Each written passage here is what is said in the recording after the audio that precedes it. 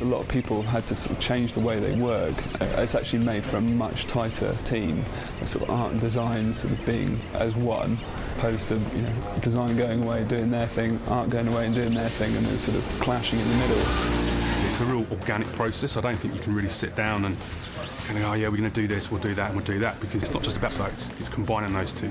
You hear a lot of developers now talk about an iterative design process, which just means you come up with an idea, you try and work it up a little bit, maybe you implement it, then you see it on screen, and then you look at it and go, this bit works, this bit doesn't, let's do more of the stuff that does work.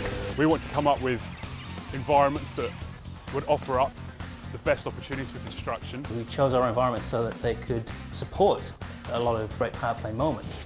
Sometimes it's the big set-piece moments where you think, these are going to be the great things that people remember. We've got to make sure that we fit stuff around them. In the airport track, we've got the cargo plane that crash lands, and we've got radar dishes and control towers. There's some real, iconic moments there that when people see them, they go away talking about it, and that's exactly the kind of thing we want to do. And also at the same time trying to think about what will make good racing tracks, because we've also got to have that element nailed as well.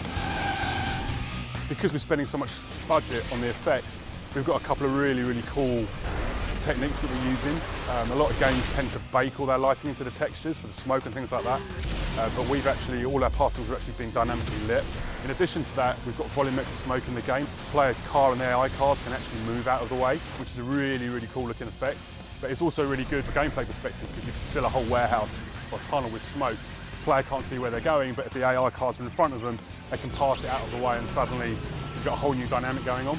The AI in the game needs to be more sophisticated than usual AI systems. There's a lot of technology in there to try and make them behave realistically under these conditions, but also don't want them to race perfectly. So they do sometimes make mistakes, they do sometimes clump up and group together, and they do sometimes just go flat out for the fastest lap. We wanted to make our cars look contemporary. We didn't want them to look too outrageous. If you did see them on the street, you might turn your head and go, wow, that's an amazing looking car. We thought, well, with the environment blowing up left, right and centre, and really we wanted to have cars that looked like they could fit in with that kind of destruction, they could take that kind of rough environment.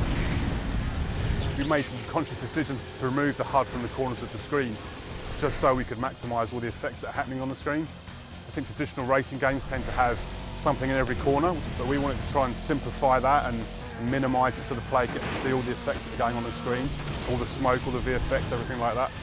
Racing game is a rhythmic thing rather than a spectacular thing. We try and take that rhythmic, combine it with a spectacular and really produce something special.